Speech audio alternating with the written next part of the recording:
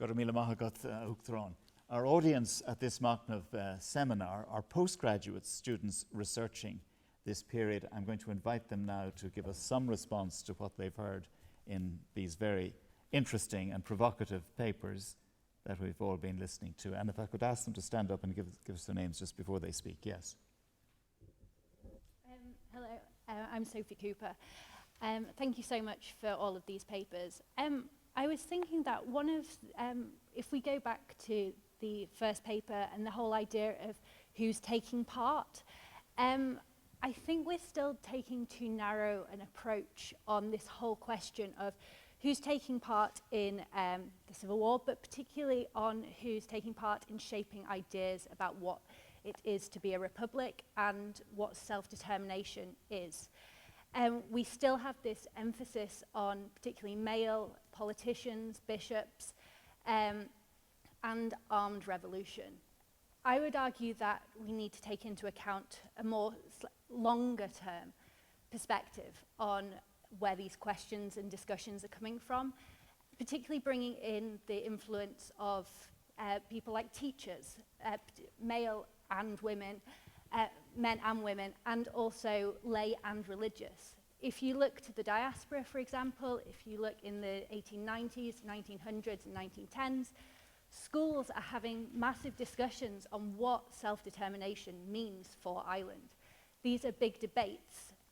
This is happening in schools, but it's also happening in sodalities, in community centres. And I think we need to really consider the impact of these people on multi-generational communities.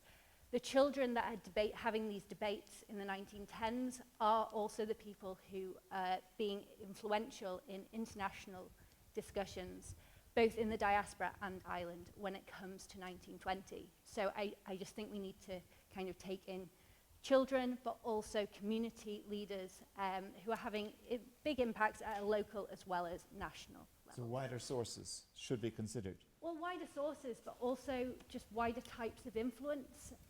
It's not just people that pick up a gun or spy. It's people who kind of facilitate networks as well. Okay, I'll put that to the panel. Dermot Ferreter, what's your view on that point? And also then, what about sources? Would the sources be there? It's a very important point and it's a very fair point.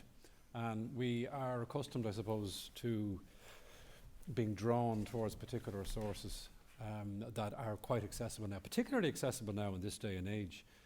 So I think it is perfectly legitimate to point out how people are formed by various influences, particularly during their tender years. There were a few references to this during the treaty debates where people talked about what was drummed into them, not just in school but also at home, and the role of parents and the type of environment and ethos that is relevant for them. That's difficult to document because we don't necessarily have a copious amount of memoirs in relation to that. We get scraps, we get references, but we got to dig as deeply as we can. I've no doubt that there's been very interesting work done on the teaching of history in national schools in particular, which could be very loaded and could have consequences depending on the school and where it was and who was in charge of the employment of individual teachers. But there is no doubt that in what we do have of memoirs of people growing up in the late 19th and the early 20th century, that many of them do refer to what they absorbed in school. Yet, that does not mean that their experience was representative of all of the members of that class. And I often think, because I've been going through a lot of Sean Lemass material recently, Lemass talked about his own schooling and the different directions in which the classmates went off. So if you were in a classroom like that, there wasn't one communal experience. And again, that depended on what was expected of them, but also the kind of houses that they were growing up in. So I think it's a very fair and important point, but there's always going to be a difficulty in trying to get a range of sources that would leave you confident that they are representative. Yeah, Margaret Kelleher, what would your view be on that? I'd echo that, and I'm struck again by the President's very powerful words about the importance of perspectives from below. And I think, as the speaker from the floor has said, childhood experiences are a key part of that. And in turn, perhaps children's literature and what people are reading as children is important. But I also think, Chair, a crucial issue is not just sources, but how they're being made available. And I think it behoves us in this context to think not alone of what we're reflecting, but what we are in turn making available for future generations. And I think that's why digitisation projects are so important. As I mentioned in my own talk, the digitisation of the diaries of Rosamund Jacob, for example, will hopefully mean that with that wider source material, we can ask both broader and deeper questions at the same time. And her information also would come into that, wouldn't it? Yes. Because Yeah, she was suffragist, Republican, a feminist, pacifist, and a very original thinker. That's right, and I'm reminded of that adage that when one is involved in the retrieval of history, one may not always like what one finds. And I think that's been an important point for our reflections here as well, is to recover perspectives that sometimes can be awkward and less attractive. Certainly the pacifism of Rosamund Jacob is an exception to that, but there are other perspectives coming from a lot of these women in the period that might not fit some of our points of view. And I welcome the point made throughout the series that we must recover women's history in various forms. There is not one form of woman in this conflict, and I really welcome the complexity that's emerging even today. Yeah. Dahi O'Coroin? I think a great work has been done in recent years on the diaspora, for example. And I think as historians, it is incumbent upon us to cast our net as widely as possible in terms of sources. And I was struck while you asked your question, many historians now are beginning to use collections like the folklore collection in UCD, which gives us a brilliant snapshot of what people are absorbing at school, or what they're absorbing at home and maybe telling their school teacher. And it also gets us around sort of one of the difficulties of this period, and that has been perhaps an excessive reliance on the Bureau of Military History and indeed the pensions collection, where our perspective is very much geared through those sources on competence. And I think things like the Folklore Commission, what people are reading, as Margaret mentioned, is really, really important to give us greater balance. But that'd be a snapshot of the 1930s, wouldn't it? Late 30s? Wasn't that when most of that was done and captured? Late 30s, yeah. Yeah. Mary? I'm fascinated by your question. It's really intriguing and interesting. And I'm someone who's descended from grandparents and great-grandparents who were teachers in Cork and Clare.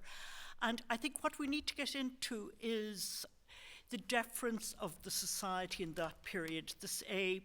There is a deference shown to clergy, shown to people with a degree of education and leadership. And that's where the role of the teacher in the community, I think, is extremely important. And how do you capture it? There's various ways. First of all, the number of them, and I know this would actually happened in my grandparents and other relatives. The way they went on a voluntary basis to the Gaeltacht to learn the Irish language. I mean, there's a whole generation of teachers in the schools who are teaching the Irish language in the 1920s and 30s who will not have grown up learning it in any way and are really having to work and doing it in their free time through voluntary exercises to promote the Irish language, and they play a crucial role in that. I think what you need to go looking for is into local sources of one kind or another. I think obscure meetings that took place in towns and communities, who are the people who speak out at those meetings? Who are the people that provide leadership? And we do need to begin to go into that. And I mean, we're into some of what the President was talking about, respectability, status and deference. And I completely agree with what you're saying there. Great question. Yeah, but what's the answer, President? What's your opinion about sources and getting access to these other voices? First of all, I think it's important that there be, if you like, as wide as possible access sought to sources as possible, but sometimes we have to rely on the work of fiction and of poetry to recover that, because of many people it isn't a case that their record is being ignored, it is that they were suppressed. and people were made silent. There are a couple of things that are very, very important, I think, in it, in relation to some of the tendencies in the revisionism. And if you take a foundational historian like Lecky, Lecky had a view of the Irish that was very, very close to an earlier, the philosopher Hume would have the same view in many cases. The Irish were not conquered by Rome. They would have none of the civilities of education that others would have had from such an experience. And at any time they are about to break out in an expression of barbarity. That's in black and white. Now, what that tells you is something else as well. When I used the word humiliations myself, within the society, you have others who are, if you like, I would call it habituated to the deference in order to get on and be acceptable to the local people in the big house and whatever like that. You learned how to be suitably deferential to the class society. That's full of that in the Irish RM and all of that. You're saying fiction as a source then? Yes, I am, but not only that, I'm saying that there was in fact actually a real problem that isn't resolved in relation to the imperial mindset of seeing the Irish as inferior. And I also think that that isn't just a division, a simple division. I think that people took it into themselves. I find it very emotional for me, for example, the fact that people in Connemara were learning English, and that you had to have enough English to be able to be respectable when you went to the United States. They refer to it as Changa on Vochtanish, Changa on Bod, and all of these phrases. That was the national schools as well, and the church was behind it that, was wasn't indeed, it? Looking yes, for bishops for Australia. And indeed a long time. This is very forever. simplistic. One of the most amusing things I heard was before our accession to the European Union, of a nun teaching young girls, saying to them there will be lots of jobs addressing envelopes when we're in the European Union. The notions, this is very important. I think the question is a very valuable question. The other part of it is the division that is there about the diaspora. The diaspora has different views.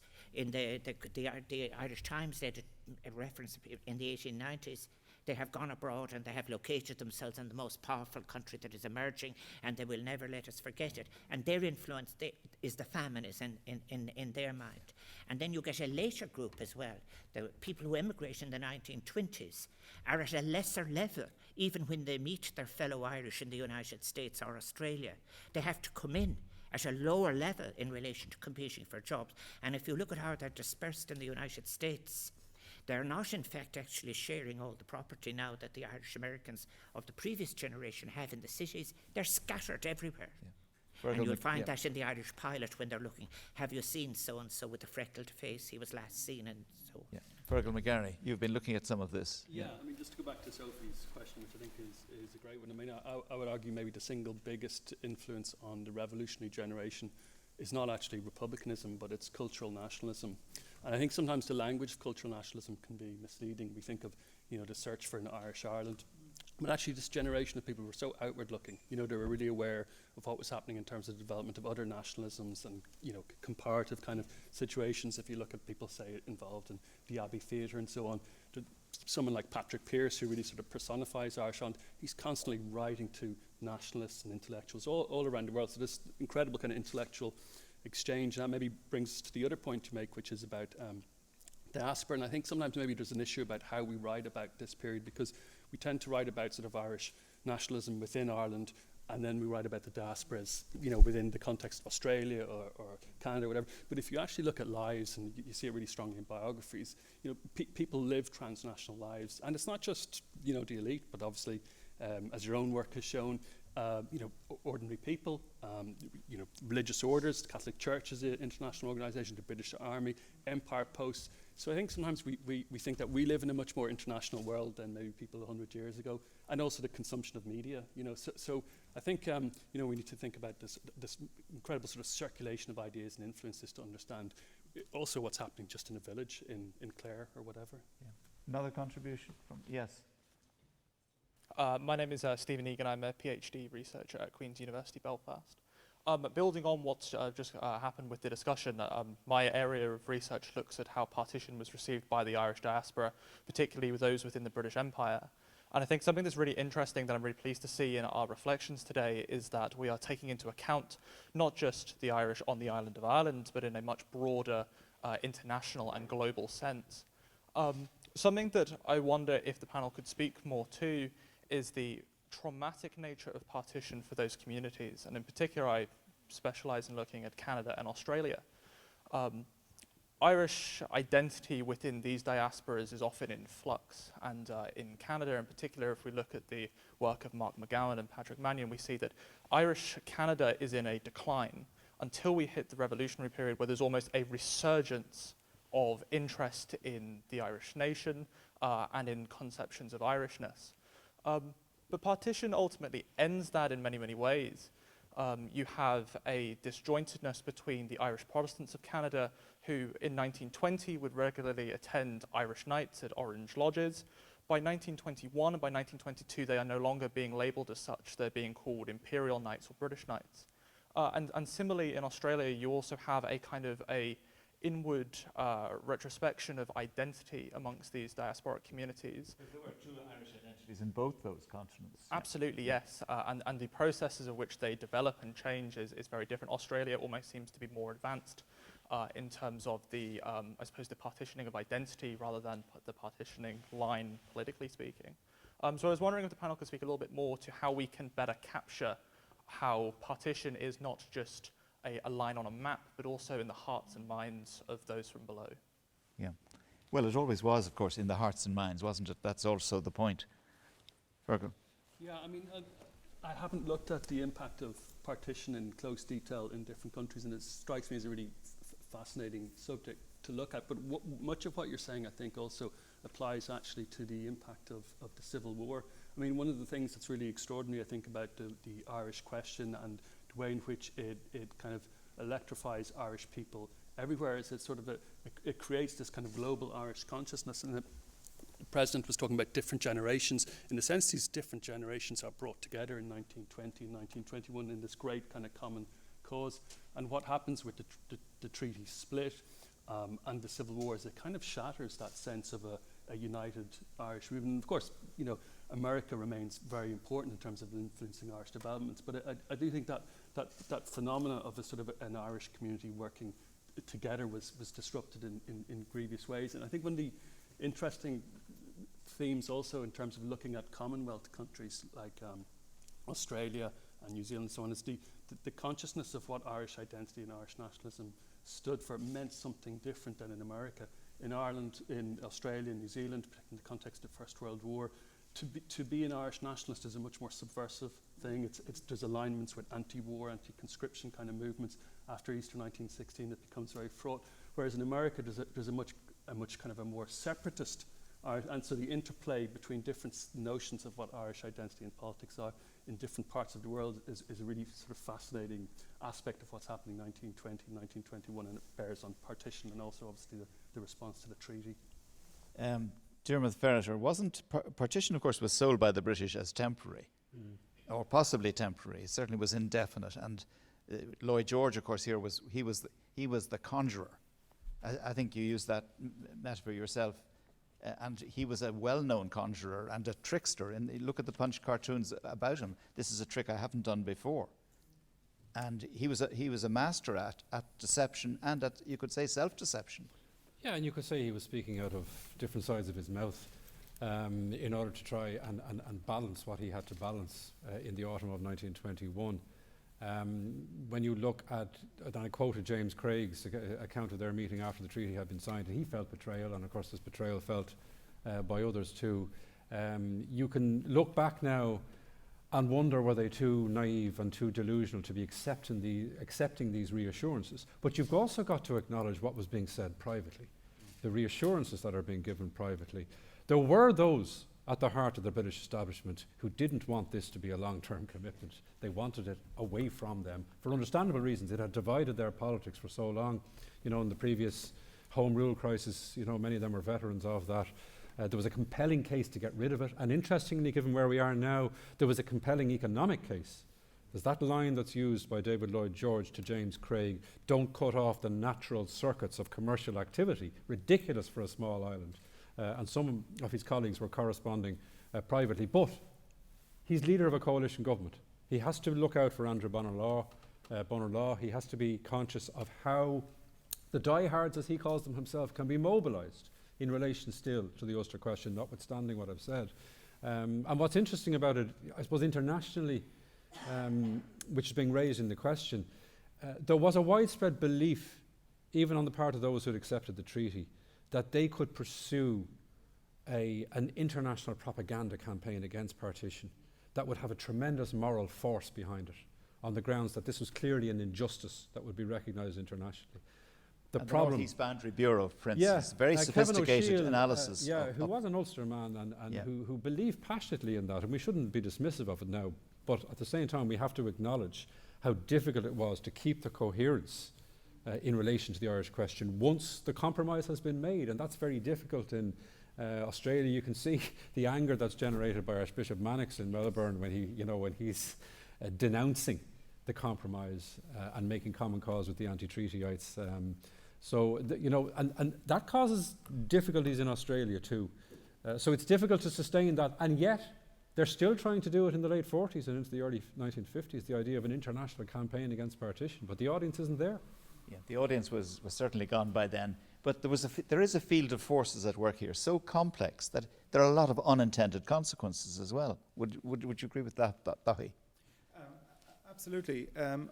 I think what we have to remember maybe is that partition is something that very significant agencies in Irish society are thinking about this and worried about this for a very long time before it becomes a reality in 1920.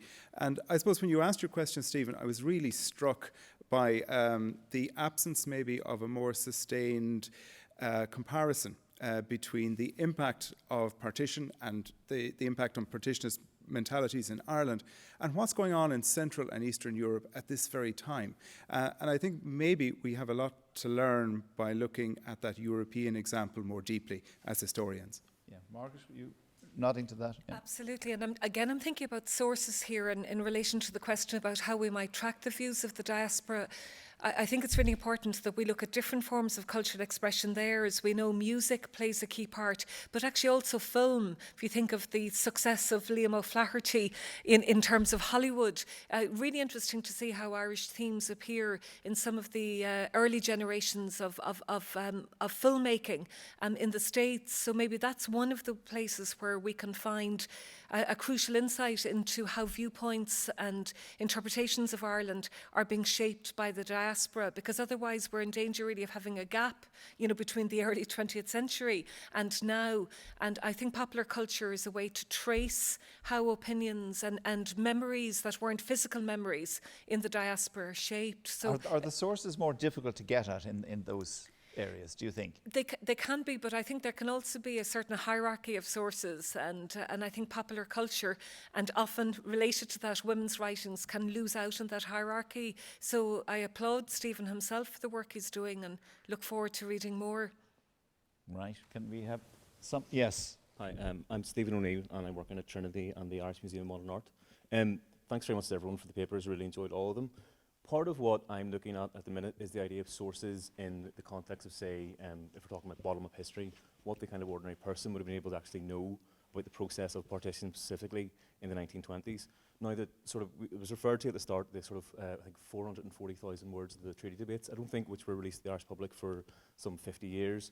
Boundary Commission famously suppressed in a United Ireland effort by Craig and Cosgrave in the tripartite agreement in November 1925, and also Ida Blackham, I think, as Minister in the Irish Free State in 1922, with the kind of move towards appeasement, or kind of at least a kind of collaboration on the effort of the Northern Nationalists, also suppresses the outrages about the Belfast pogroms, which the Free State had actually commissioned a priest to write in Belfast in the 1920s. So if we're going to talk about hearts and minds, and we're going to use that, which is something we should at least contest, I think what we also need to look at is how sources aren't immediately available to people then, as they are now, but also how this deterministic reading of Irish partition in particular becomes dominant because of that very lack of memory or lack of actual knowledge in the 1920s as well. And I thought I might just reflect a little bit on that and see what people would say.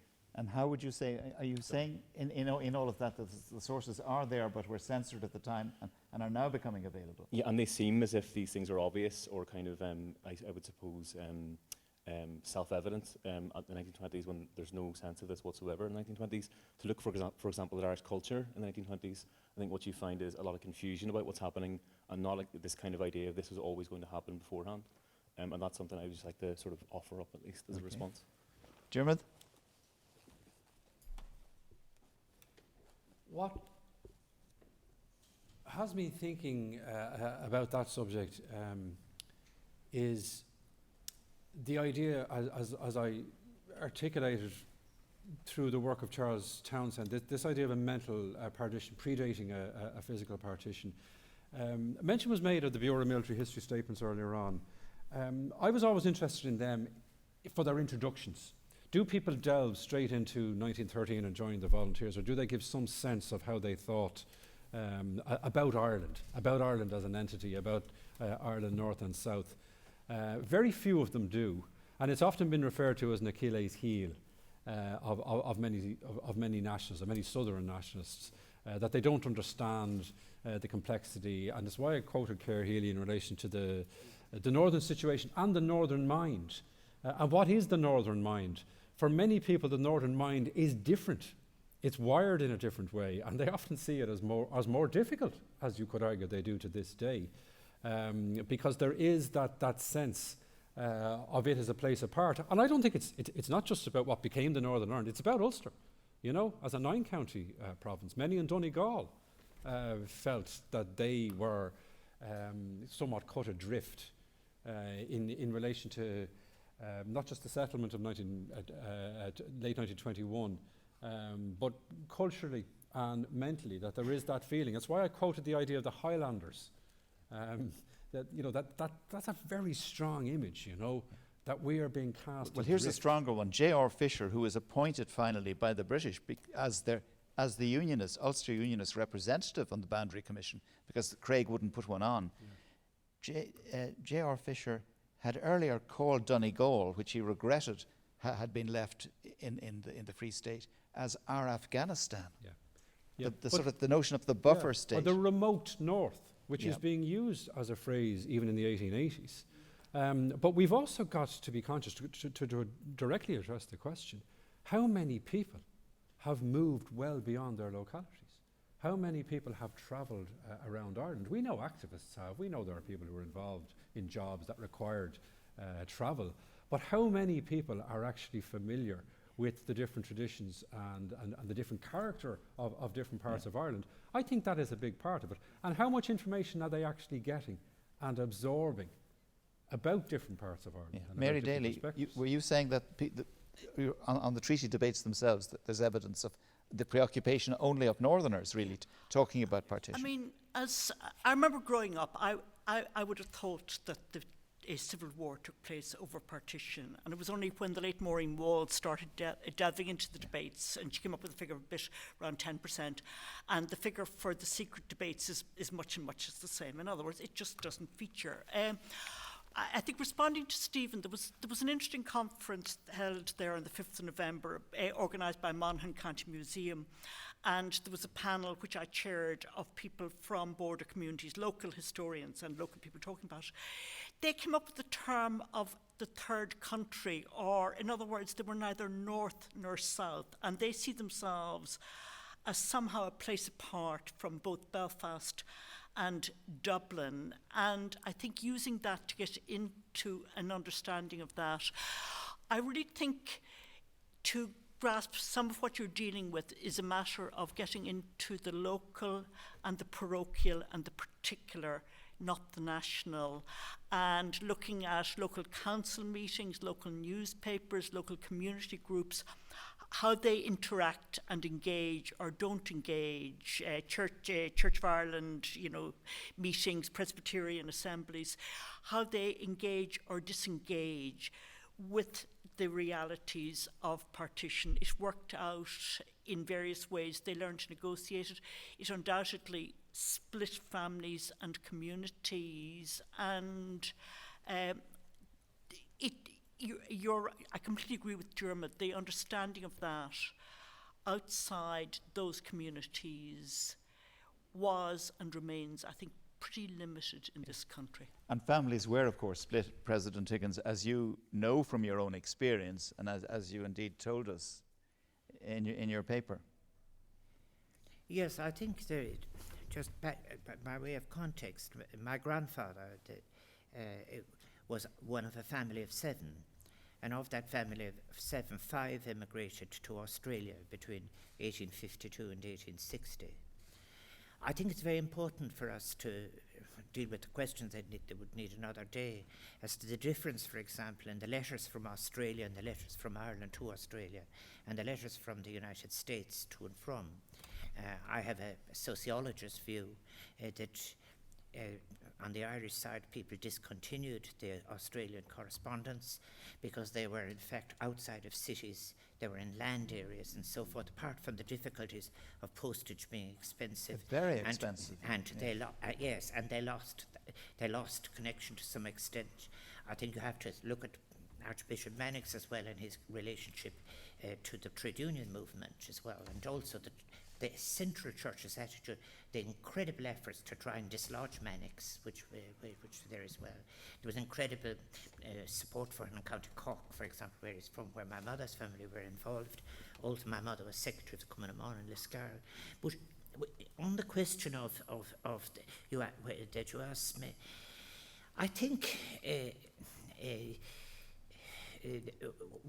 you really must. It's the question we've just been answering about how very few people in the South have any really sensitivity to the industrial reality of living in Belfast. And I don't speak about Northern Ireland as one entity either. There's a huge difference between Derry and Belfast. That's very, very important. And what is fascinating about it is I very deliberately mentioned, I listened to Henry Patterson's paper in relation to the experience of his family. And there should be far more attention given to the incredible efforts of people who are at the different skill levels to keep sectarianism out of the division. Remember, it isn't only the Catholics first who are expelled in the pogroms, but also, as you might call it, the unreliable Protestants who are kind of driven out. And you look at who are they, and you'll see that this is why it is so important to see where the anti-communist thing is coming in, and the labelling of agitators, Bolshevists and so forth. There was no sign of very many communists in the South, for example, but the rhetoric was immense. And there's a thing to it too. Remember, I totally agree with the distinctiveness of the Ulster experience. Remember, you have the Ulster custom in relation to land. That's different to the tenants' relationship in the South. You also have very specific experiences in relation to the dignity and ethics of work in the workplace, which the working class people have in Northern Ireland. So in a way, a great division had happened as a result of the Act of Union in the location of possibilities for lives and everything. And that in turn then, when you came, I think people are underestimating all the time, I think, in relation to the migration. People are absolutely trying to make a fist of life. And when they're trying to do that, this is just the immigration figures are huge. And the immigration to the United States is not singular. It has layers and layers of entirely different experiences. And the other one about it is about the Irish language that I mentioned. The Presbyterian contribution to the Irish language is immense, and also to culture and music and everything. So I asked somebody one time about, is one thing to say, that, let us say about belief system, but it's very significant when you say that your particular version is the one that must exclude all others, which very quickly emerged in relation. You have Austin Clarke's poem about the cabinet outside the railings, not being able to go inside for the funeral, but equally on the other side you have the bitterness in there. And there is a kind of a little bit of evasion going on as to the manner in which a not very theological version of religion was used to divide people who were trying to make a life in different circumstances of agriculture and industry. And that's the future, really. But what's significant is the way in which people are writing out the question about the blackening, for example. This goes back to the 1930s is another day, but when those who came back in 1936 wouldn't be hired in a school. I refer to it as the awful 1930s. I think this is just I find it hard to see morality in much aspects of it. Right. And what about Machnamh now? The future. Well, I'll ask the audience first about that. Oh, do you? As to what? Just a more general question. How much have you learned from the whole Machnamh initiative? Would anybody like to comment on that as a comment now, not as a question to the panel? But has anybody got comments to make on that? Noel Carlin is my name. Just from today's material, it is really crucially important, and it's been extraordinarily interesting to see the importance of what the President refers to as the people and the perspective from below.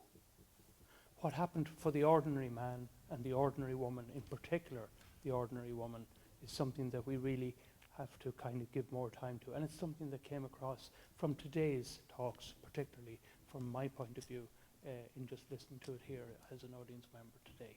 My name is Joel Herman. I'm a PhD researcher at Trinity. I think, yeah, just to even, it might overlap a little bit with that, but just the kind of different, all the papers were fantastic. You know, we heard about, you know, the Irish context through kind of the pension files, global context, the achievement of the treaty and, you know, the disillusionment it caused, religious context in the Catholic Church, social context and kind of in a literary sense, and the history of the treaty from below, from the President. And I think my question would just be, you know, what in these different areas, what directions forward do we have, what new points of departure, just from the speakers in that sense. But yeah, and building this kind of program for a history of below in the sense of the treaty and partition. Okay, well, I'm going to stay with the President on this. Just the future shape of Machnamh. This is the 4th session, and there are 2 to come. So what's coming next? Okay. On that last question, I think that the future should be about achieving universal basic services which can be shared. And that should be the debate about the connection between inclusive economies, social justice, and ecological responsibility. That framework gives us a whole new space to discuss all these issues in. And but what's coming next? There are 2 more Machnamhs planned.